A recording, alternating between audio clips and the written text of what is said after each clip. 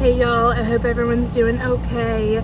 I'm posting this video because I just got back from, I was gonna say the Charleston area. Technically yes, but I went to go see my boyfriend in Andrews because I had to have a procedure done. I had a bronchoscopy, I believe is how it's pronounced.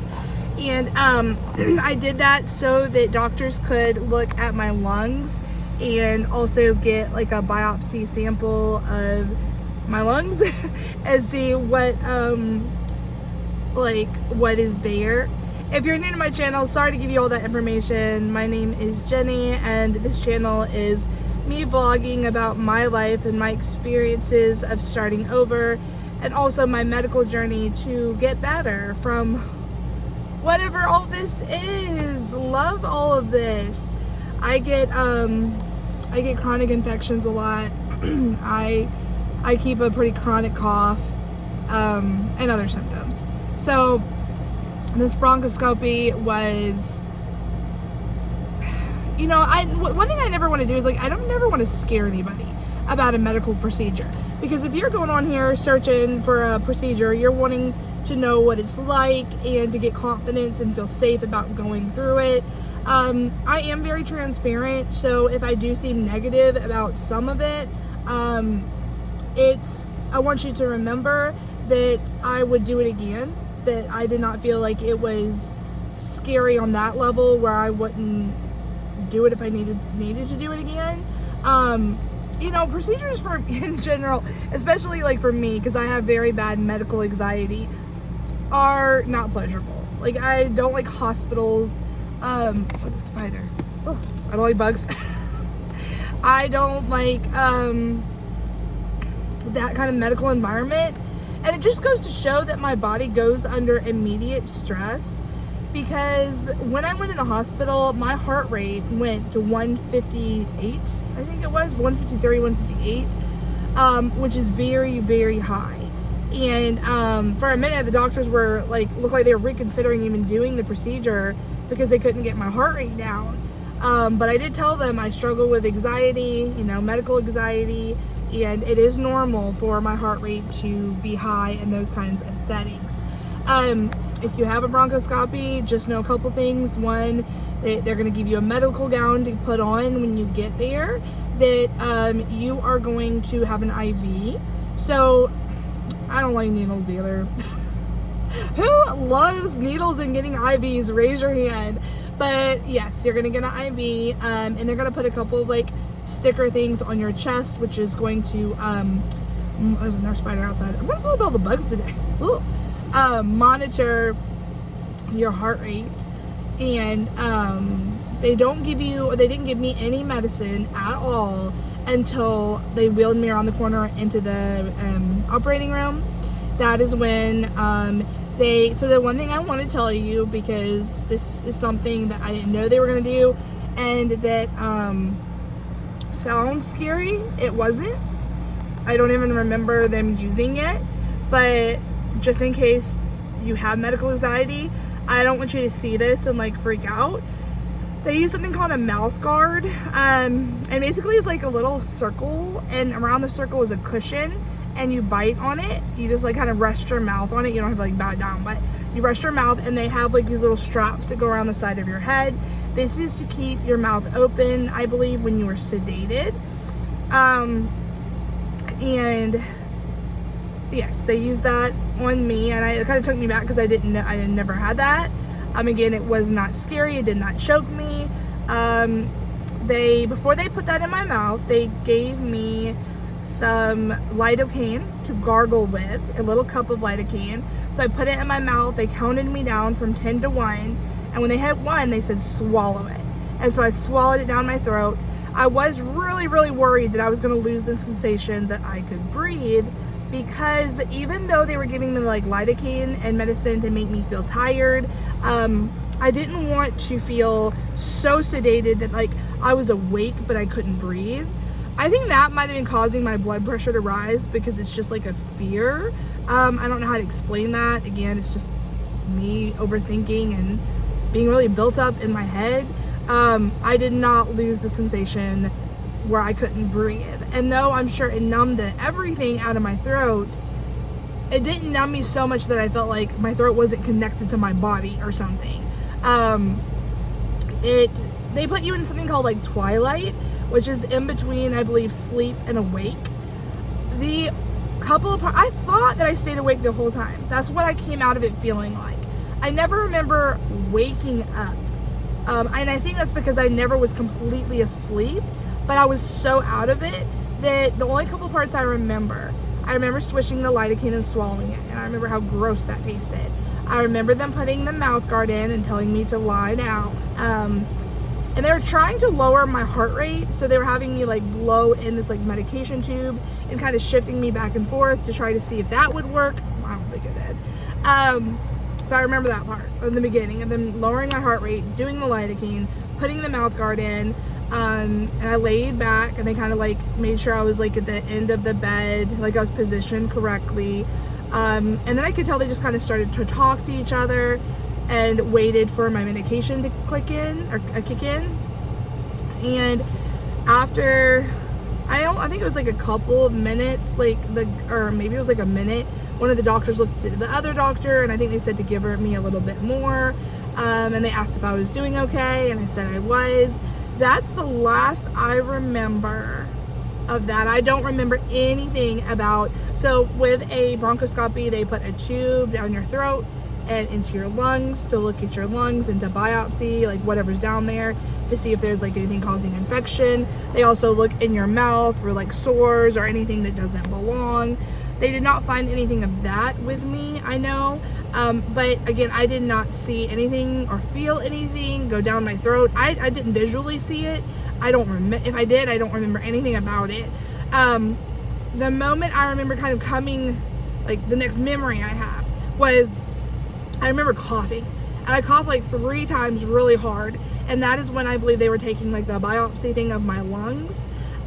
Because they were probably like touching my lung and it was causing me to like violently cough.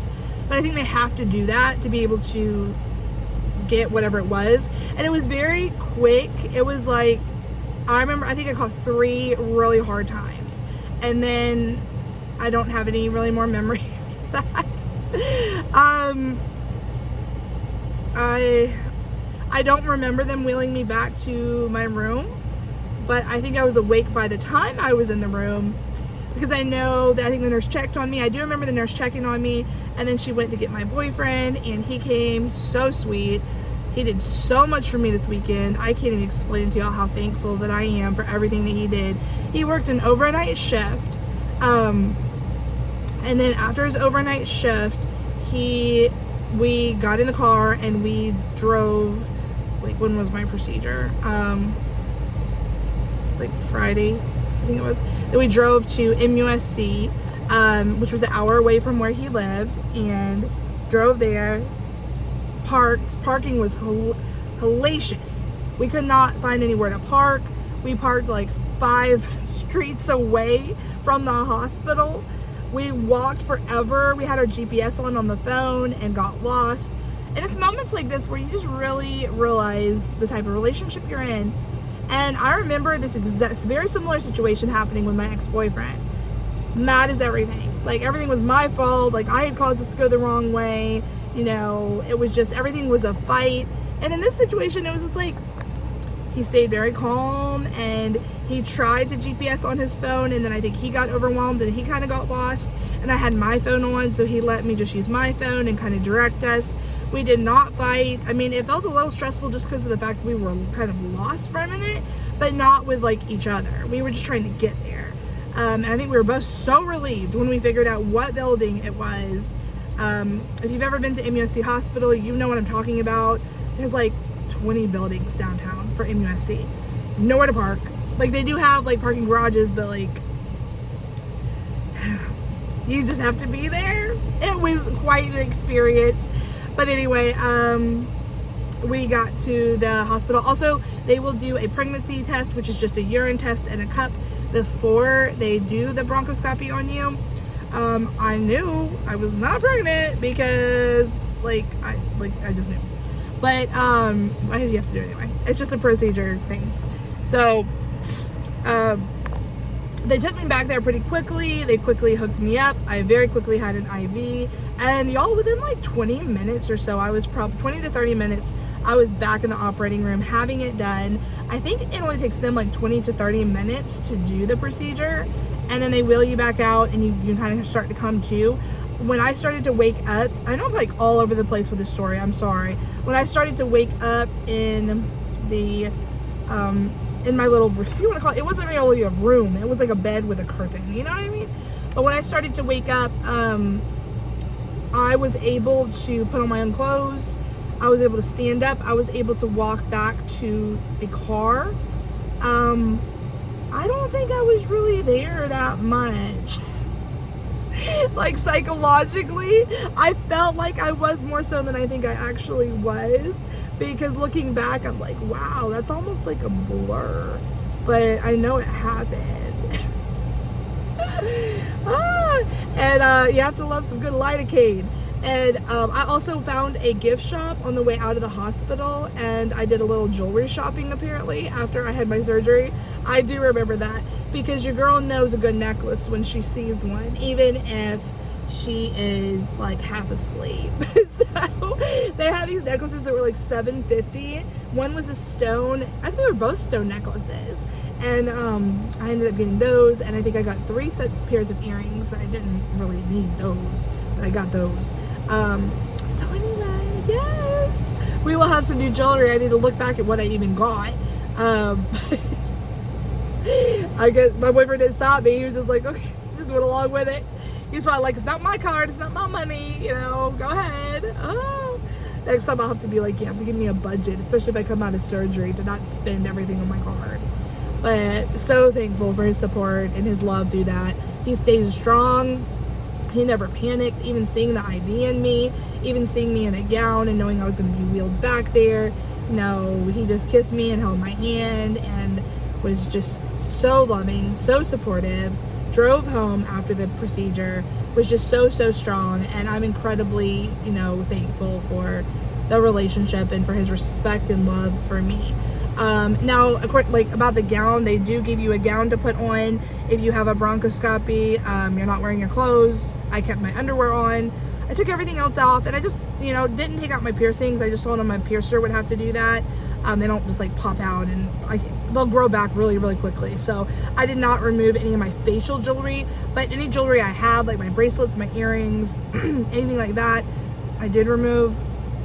And you know, it was very modest. They gave me like a larger gown because I am a larger girl and I have a bigger chest, and they did give me, I appreciated that very much. They gave me a bigger gown. They gave me a heated blanket. If you're cold at the hospital, you can request a heated blanket, and they'll just put that over you. That makes you feel good, kind of cozy and secure. They gave me a TV remote, but I never turned on the TV. I was like, let's go. I want in and out. I'm done. Like, let's do this like a fast food, like in and out. We ain't hanging out here to watch a show. I want to go home. So,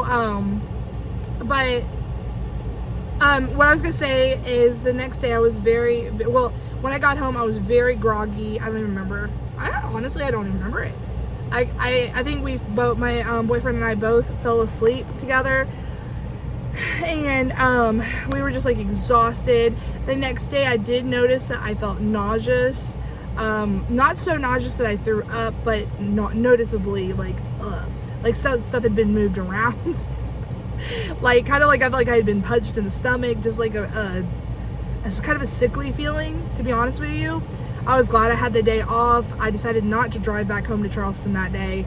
Again, I felt weak and I felt nauseous. I drank a lot of Sprite that day, and I got some crackers. And want to prepare you for that as well, that if you come out of the surgery, you may feel fine, and then the next day, you may feel kind of just gross.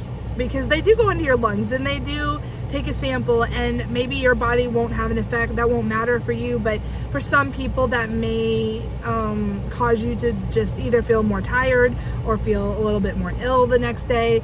And I'm very sensitive with like everything I have done, and so that did not make me feel great. So I did that, and I did notice I coughed more the next day. I'm still coughing more than I normally do, but when I was like laughing, I was sounding really raspy. I don't normally sound raspy like that when I'm laughing. Oh my goodness, there's ants all over my window. What is going on? I need to find my ant spray.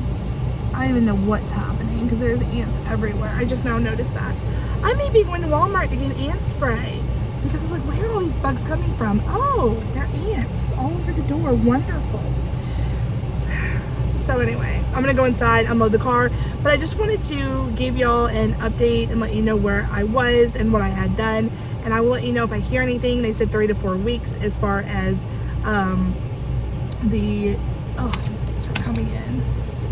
procedure thing goes, and as far as the results go, and so that will take a little while for me to give those results back to y'all as far as what they say, but we'll see, and hopefully they'll support something that the doctors have said, or maybe they will point to possible Crohn's disease, or they'll find something else, or maybe they'll find nothing. I'm not really sure, but it at least is a step in the right direction to eliminating stuff, and that is ultimately what we're trying to do. So thank you for supporting me and loving me through everything, for coming by my channel, and for just always being here and understanding why I do this channel, why I talk to you, why I share what I do, and just being here for my journey. It means a lot to me, and I look forward to seeing you back here next time. Take care of yourself, give yourself grace, know that I see you, and I'm praying for you. I'll see you back here next time. Bye, y'all.